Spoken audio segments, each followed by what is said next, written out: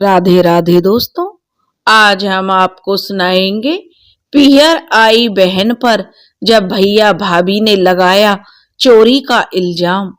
अगर आप हमारे चैनल पर नए हैं तो प्लीज हमारे चैनल को सब्सक्राइब करें, वीडियो को लाइक करें और शेयर करें। सोनी अपने ससुराल नोएडा में अपने सास ससुर पति और बच्चों के साथ रहती थी। वह अपनी इस छोटी सी दुनिया में बहुत खुश थी। वह जब भी अपने मायके के बारे में सोचती तो दुखी हो जाया करती थी, क्योंकि सोनी के साथ मायके में कुछ ऐसा हुआ था जिसके कारण वह अब अपने मायके नहीं जाती थी। सोनी के मायके के परिवार में उसके मम्मी पापा, दो भाई और दो भाभी और उनके बच्चे थे। वह अपने भाइयों में सबसे छोटी थी। एक दिन सोनी बैठी बैठी अपने बचपन की बातों को याद करने लगी। सारा दिन दादी की बातों के साथ साथ सभी की शैतानी और माँ के दिखाने वाले गुस्से से पूरा घर भरा रहता था। और पापा तो हमेशा शांत रहते थे, या फिर कंपनी में छोटी सी साधारण सी नौकरी से अपना घर कैसे चलाया जाए इस बारे में सोचते रहते थे। माँ पापा पता नहीं कैसे चुप रहकर एक दूसरे की बातों को समझ लेते थे। हम कभी किसी ऐसी चीज की भी फरमाइश नहीं करते थे जिसे लाने का बजट पापा के पास ना हो। वह कैसे माँ की तरह बेबस नजरों से देखते थे, तो माँ कैसे हमें बिना डांटे अपनी बातों में उलझाकर बात बदल देती थी। पापा की कंपनी घर से 20 किलोमीटर दूर होने के बाद भी वह साइकिल से जाते थे ताकि बस का किराया बच जाए और आते समय अपने बच्चों के लिए खाने पीने का सामान ला सके। कभी मिठाइयाँ तो कभी समोसे खिलाकर पिताजी अपने बच्चों को खुश करते थे। बड़े भैया मोहन, बीच वाले भैया सोहन, वह तो सिर्फ काम चलाऊ काम कमाते थे। और तीसरी मैं सोनी। माँ पापा की सारी उम्मीदें तो मोहन भैया से ही थी, इसलिए उनके सारे शौक पूरे होते थे। उनके लिए महंगी कोचिंग, जाने के लिए सवारी के पैसे, और मोहन भैया भी जो मम्मी पापा की इच्छाओं पर खरे उतरे थे। 10वीं 12वीं और ग्रेजुएशन MBA में टॉप आए थे। यह अलग बात थी कि जितना वे आगे बढ़ते गए माँ के जेवर उतरते चले गए। माँ अब कान, गले और हाथों में अब नकली जेवर पहनने लगी थी। बस केवल नाक में एक सोने की नथ रह गई थी। भाइयों को तो अब उनसे कोई मतलब नहीं था, लेकिन मैं कुछ भी कहती कि आपके जेवर कहाँ गए, तब माँ बनावटी मुस्कान के साथ कहती कि काफी भारी लगता था, इसे लॉकर में संभाल कर रख दिए हैं। और फिर हंसते हुए कहती, अरे भाई, मुझे भी फैशन करने का अधिकार है। मैं सच मान लेती थी माँ की बातों को। मोहन भैया की अब दिल्ली में एक कंपनी में जो नौकरी लग गई थी। उस दिन माँ पापा और घर पर सब बहुत खुश थे। कैसे मोहल्ले में लड्डू बंटवाए गए थे। आज पापा के चेहरे पर चिंता वाली लकीरें नहीं थी। उनके चेहरे पर शगुन भरी मुस्कान थी, जैसा अब कि उनका बोझ हल्का हो जाएगा। वह जिम्मेदारियों से आजादी पालेंगे। मोहन भैया के लिए नए कपड़े, जूते और जरूरतों के सामान के खर्च का पैसा भी पापा ने ही दिया था, और वह टिकट कराकर दिल्ली के लिए रवाना हो गए। अब माँ पापा अपने अच्छे दिनों के सपने संजोने लगे। सोनी रात को पानी पीने के लिए गई तो उसने अपने माँ पापा की बातें सुनी तो उनकी आंखें भर आईं। पापा माँ से बोल रहे थे कि जब मोहित पैसे भेजेगा तो एक वॉशिंग मशीन खरीदेंगे, क्योंकि सोनी की मम्मी तुम्हारी उम्र हो गई है, कमर में इतना दर्द रहता है, फिर भी पटड़े पर बैठकर कपड़े धोती हो। माँ बोली, अजी नहीं, मेरी छोड़िए, अब सबसे पहले बाहर वालों का कर्जा चुकता करेंगे, फिर आपकी आंखों को दिखाकर आपके लिए चश्मा बनवाएंगे। मुझे पता है सोनी के पापा, आपकी नजर बहुत कमजोर हो गई है। सोनी बिना पानी पिए वापस आ गई। जब मोहन भैया की पहली सैलरी मिली तब उन्होंने केवल 5,000 रुपए पापा के अकाउंट में भेज दिए थे, यह सोचकर उन्हें अपने ऑफिस वालों की पार्टी करनी है और अपने ऑफिस के हिसाब से पहले उन्हें ब्रांडेड कपड़े, मोबाइल खरीदना था। दूसरे अच्छे से फ्लैट में शिफ्ट होना था। तीसरा एप्पल वाला फोन लेना था और फिर लैपटॉप। आखिरकार कंपनी का कैशियर जो ठहरा। सोहन भैया ग्रेजुएशन की लास्ट ईयर में थे। सोनी भी 12वीं कक्षा में थी। 2 साल में पापा की नौकरी जाने वाली थी। उन्होंने सोनी की पढ़ाई के साथ साथ उनकी शादी करने की भी चिंता थी।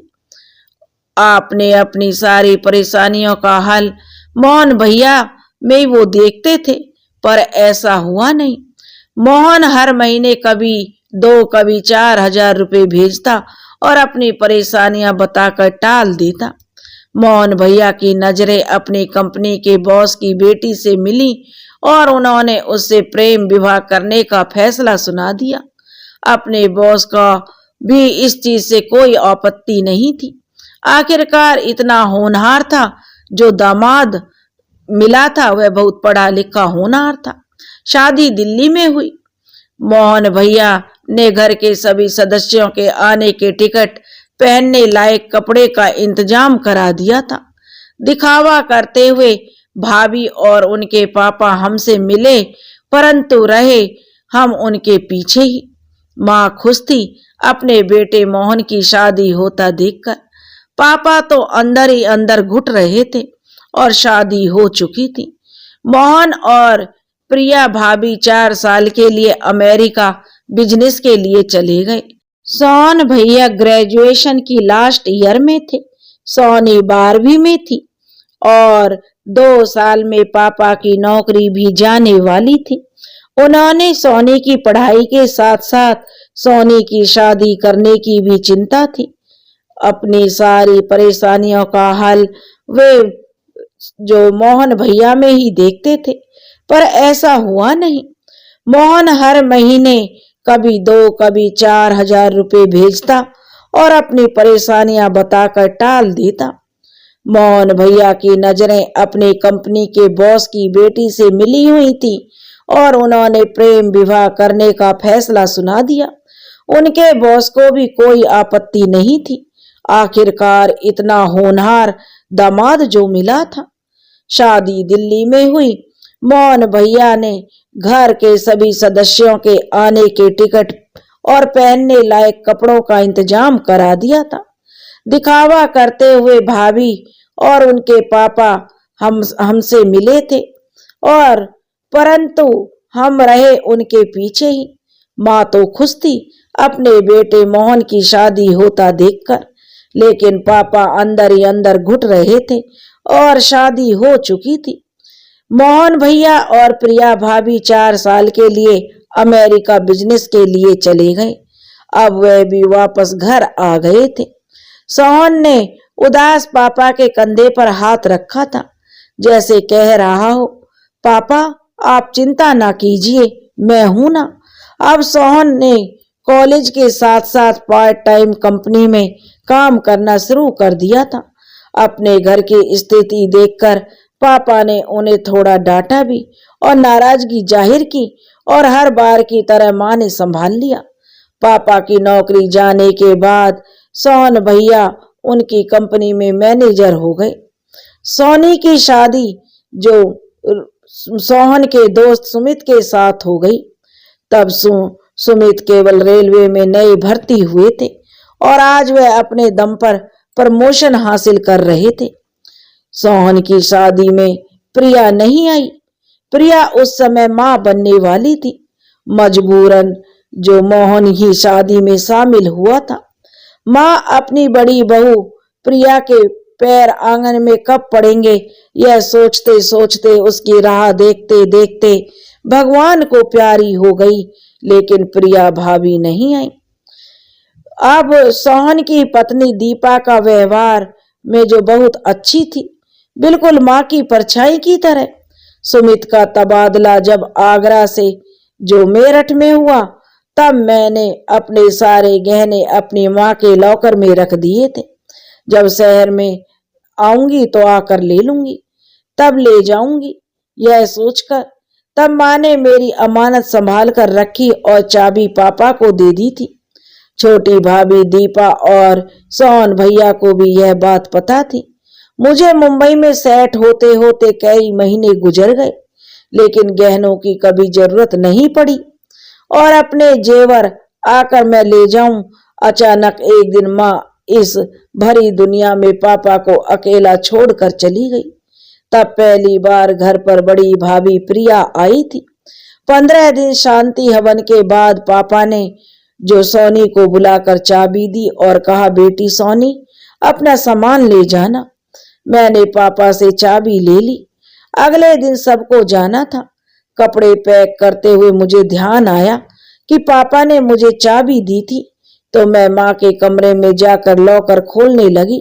तभी प्रिया भाभी वहां आ गई और बड़े ही कड़े स्वर में बोली, वाह ननंदरानी वाह, माँ को मरे 4 दिन नहीं हुए और हाथ चलाना शुरू कर दिए कि कहीं कुछ हाथ लग जाए। ननंदरानी, ऐसे कैसे? सासू माँ के सारे जेवर आप हड़प लेंगी, बराबर का हिस्सा मिलेगा, समझी आप? प्रिया भाभी की ऐसी बातें सुनकर सोनी सन्न रह गई और बोली, नहीं प्रिया भाभी, आप गलत समझ रही हैं। यह गहने मेरे हैं, मैंने माँ को संभाल कर रखने के दिए थे। भाभी बोली, ननंदरानी, हद होती है बेशर्मी की। चोरी पकड़ी गई तो झूठ बोलना शुरू कर दिया।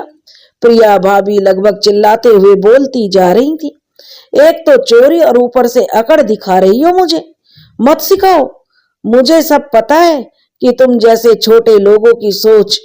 प्रिया भाभी के चिल्लाने की आवाजें सुनकर सब लोग कमरे में आ गए थे। तो प्रिया भाभी बोली, देखो जी, कैसे आपकी प्यारी बहन पापा जी को बहलाकर सासू माँ के सारे गहने हड़प कर ले जा रही है। तब छोटी भाभी बोली, नहीं नहीं जेठानी जी, यह दीदी के ही गहने हैं। जब वह मुंबई गई थी तो माँ को संभालने के लिए दिए थे। सासू माँ के पास तो सिर्फ नाक की नथी थी जो पापा जी ने उन्हें उतारने नहीं दी थी। तब बड़ी भाभी बोली, अरे हाँ देवरानी जी, आप भी तो इनकी साइड लोगी, थोड़ा बहुत माल तुम्हें भी मिल जाएगा। दोनों एक ही थाली के चट्टे बट्टे हो तुम। तब सोनी जोर से चीखी, बोली, बस करो भाभी, अब और नहीं। आप अपनी हद भूल रही हो। आप उनके पैरों की धूल भी नहीं है। उन्होंने हम सबको संभाला है माँ की तरह। आप क्या जानती हैं यह सब? आप मौन बड़े भैया के चिल्लाने की बारी थी। वे एकदम चिल्लाकर बोले, सोनी, तुझे तमीज नहीं है कि बड़ों से कैसे बात करते हैं? एक तो चोरी करते पकड़ी गई तो तू झूठ बोलकर अपने आप को बचा रही है। यह सब अब मेरी बर्दाश्त से बाहर था। मैं भी अब कोई छोटी बच्ची नहीं थी। मैंने डटकर मोहन भैया का सामना किया। सोनी के पति सुमित और उनके बच्चे भी सामने खड़े थे। उनके सामने मायके में वह अपना तिरस्कार होते देखकर बिफर गई और कहने लगी, भैया आप ना ही बोलो तो अच्छा है। माँ पापा ने अपने दोनों बच्चों के भविष्य आपके ऊपर छोड़ दिया था। मम्मी का एक एक गहना जो तिल तिल करके आपकी पढ़ाई की भेंट चढ़ता गया और पापा भी कर्ज में डूब गए और आप इतने खुदगर्ज निकले कि आपने अपना सुख देखा, माँ बाप का दुख कभी नहीं देखा और मुंह मोड़ लिया। धिक्कार है मुझे, आप जैसे बेटे पर। हमारे लिए ना करते तो कम से कम अपने जन्म देने वाले के लिए तो करते। यह मत भूलिए, ऊपर वाला सब देखता है, उसकी लाठी में आवाज नहीं होती। यह मत भूलना भैया कि आपके भी एक बेटा है। भगवान करे कि अभी मेरी बात पूरी भी नहीं हुई थी कि मोहन भैया का थप्पड़ सोनी के गाल पर पड़ चुका था। दूसरा भी पड़ने ही वाला था कि सुमित ने उनका हाथ पकड़ लिया और बोले, बस मोहन भैया, बहुत हो गया, बर्दाश्त कर लिया मैंने बहुत। अब एक और शब्द भी मेरी पत्नी के खिलाफ नहीं, वरना मैं भूल जाऊंगा कि आप मेरी पत्नी सोनी के बड़े भाई हो। मोहन भैया ने सुमित का भी कॉलर पकड़ लिया सोनी को अपने पति का अपमान बर्दाश्त नहीं हुआ। उसने मोहन भैया को जोर से धक्का दिया। पापा बरामदे में खड़े खड़े सब देख रहे थे, लेकिन वह बिल्कुल चुप थे। मुझे उनकी चुप्पी चुभ रही थी। छोटे भैया सोहन बाहर गए हुए थे। अच्छा ही था, वरना भाई भाई का दुश्मन हो जाता। सोनी ने गुस्से में लॉकर की को जो बंद कर दिया और चाबी पापा के पैरों में फेंक दी और चिल्लाते हुए बोली, नहीं चाहिए मुझे कुछ भी, दे दो इसे ही और बड़ी भाभी को। आज से मैं सारे रिश्ते तोड़ती हूँ। मैं आज के बाद नहीं आऊंगी कभी यहाँ वापस। आज से मेरा मायका खत्म और अपने बच्चों और पति के साथ वापस अपने ससुराल आ गई। छोटी भाभी रोकती रही, लेकिन वह नहीं रुकी। उस बात को अब धीरे धीरे 10 साल गुजर गए। पापा को जब होश आया होगा तब छोटी भाभी ने उन्हें बताया होगा। जब उस दिन से उन्होंने कई बार सोनी से बात करने की कोशिश की, पर सोनी ने उनसे कभी बात नहीं की। उसे अपना और अपने पति सुमित का अपमान याद आ जाता था और मन घृणा से भर जाता था। छोटे भैया सोहन और भाभी सोनल से मिलने के लिए मुंबई आ जाते थे, यानी सोनी से मिलने तो आ जाते थे, परंतु सोनी कभी भी नहीं जाती थी। वह नहीं मानी थी। आज अचानक से भाभी का फोन आया तो सोनी ने उठा लिया। पापा की तबीयत ज्यादा खराब है दीदी। सुनकर सोनी आज अपने मायके कई साल बाद जा रही थी। ट्रेन से जो मुंबई से घर आने में काफी समय लगता था। बच्चों के एग्जाम थे तो वह नहीं आ पाए। सोनी फालतू के झंझट में नहीं पड़ना सुमित ने उसे समझाकर वापस जो लौट आया था। वह सुबह तक लखनऊ स्टेशन पहुंच चुकी थी। इसका मतलब वह पूरी रात सो नहीं पाई थी। कुछ घंटे बाद वह कानपुर पहुंच गई और वह अपना सामान लेकर ट्रेन से उतरकर सीधे घर आ गई। घर जाकर तुरंत ही वहां पापा के कमरे में पहुंच गई। पापा बड़े ही कमजोर लग रहे थे। आंखें गड़ी हुई, बूढ़ा शरीर, चेहरे पर उदासी, माथे पर चिंता की लकीरें। सोनी जाकर अपने पापा से लिपट गई और उनसे कई बार माफी भी मांगी। हमेशा की तरह पापा सोनी के सर पर प्यार से हाथ सहलाते रहे। तभी छोटी भाभी दीपा पानी लेकर आई और बोली, दीदी पापा आपको बहुत याद कर रहे थे। तो सोनी बोली, हाँ भाभी, तभी तो आ गई। वह रुआसी आवाज में बोल रही थी और दिखावे की मुस्कान होठों पर ले आई थी, लेकिन उसका मन आज आंसुओं से भरा हुआ था। पापा उसे देखकर सब समझ चुके थे। वह सोनी के हाथों को थपथपाने लगे, जैसे कहना चाह रहे हो, कोई बात नहीं बेटा। वह धीमी आवाज में बोले, जाओ बेटी आराम करो, रात का सफर था। वह उठ गई और बाथरूम जाते समय उसे एक लड़का दिखाई पड़ा। वह पापा के पैरों पर तेल से मालिश कर रहा था। सोनी को थोड़ा अजीब लगा कि दोस्त होकर भी इतनी सेवा, पर थकी हारी होने की वजह से उसने उसे नजरअंदाज कर दिया। जब सोनी बाथरूम से बाहर निकली तो अचानक उसका पैर फिसला। वह गिरने ही वाली थी कि उसी लड़के ने उन्हें थाम लिया और बोला, संभल कर बुआ जी। सोनी को उसके मुंह से बुआ शब्द सुनकर अच्छा भी लगा और अजीब सा भी लगा। नाश्ता लग चुका था, सब आ गए थे, भैया, भाभी, मेरी भतीजी। तभी भाभी ने आवाज लगाई, जय तुम भी आ जाओ, नाश्ता कर लो। जय आ गया और पापा और अपना नाश्ता लेकर चला गया, यह कहकर कि मैं दादाजी के साथ कर लूंगा। सोनी भाभी का मुंह ताकने लगी। भाभी उसे देखकर समझ गई और मुस्कुराकर बोली, यह मोहन भाई और प्रिया भाभी का लड़का है, बहुत ही समझदार है। भैया भाभी भी आना चाहते थे, पर आपके सामने आने से वे डर रहे थे कि आपसे कैसे नजर मिलाएं। उन्हें अपनी गलती का एहसास है। यह बात उन्हें तभी समझ में आ गई थी जब आप यहाँ से गुस्से में गई थी। तब पापा ने उन्हें बहुत डांटा था और उनको फटकार लगाई थी। पर आप इतने गुस्से में थी कि किसी की हिम्मत नहीं हुई थी आपसे बात करने की। पापा जी ने बहुत कोशिश की आपसे बात करने की। जय ने भी इसलिए अपने बारे में सही नहीं बताया। उसे डर था कि कहीं उसके मम्मी पापा की वजह से आप उससे गुस्सा ना करें। सोनी ने जब पापा के कमरे की तरफ नजर उठाकर देखा तो जय दरवाजे की आड़ में खड़ा सब सुन रहा था और आंखें पोंछ रहा था। सोनी का दिल भर आया। इशारे से उसने जय को बुलाया। वह सीधा सोनी के पैरों में बैठ गया और रुंधे गले से बोला, बुआ जी, मैं नहीं जानता था कि मेरी इतनी प्यारी फैमिली, इतनी प्यारी बुआ है। मुझे तो बचपन से ही मम्मी पापा ने हॉस्टल में भेज दिया था। दादी के जाने के बाद उन्हें भी परिवार की अहमियत का पता चला। मम्मी पापा का अमेरिका वाला बिजनेस घाटे में था, इसलिए मुझे मम्मी पापा ने यहाँ भेज दिया। यहाँ आकर मुझे सब पता चला। मैं इतने प्यारे परिवार का बेटा हूँ। मम्मी पापा अपनी गलती मानते हैं। वे आपको बहुत याद करते हैं। बुआ जी, क्या एक गलती के लिए आप हमें जिंदगी भर सजा देंगी? मम्मी पापा को तो छोड़िए, पर मेरी क्या गलती है बुआ जी?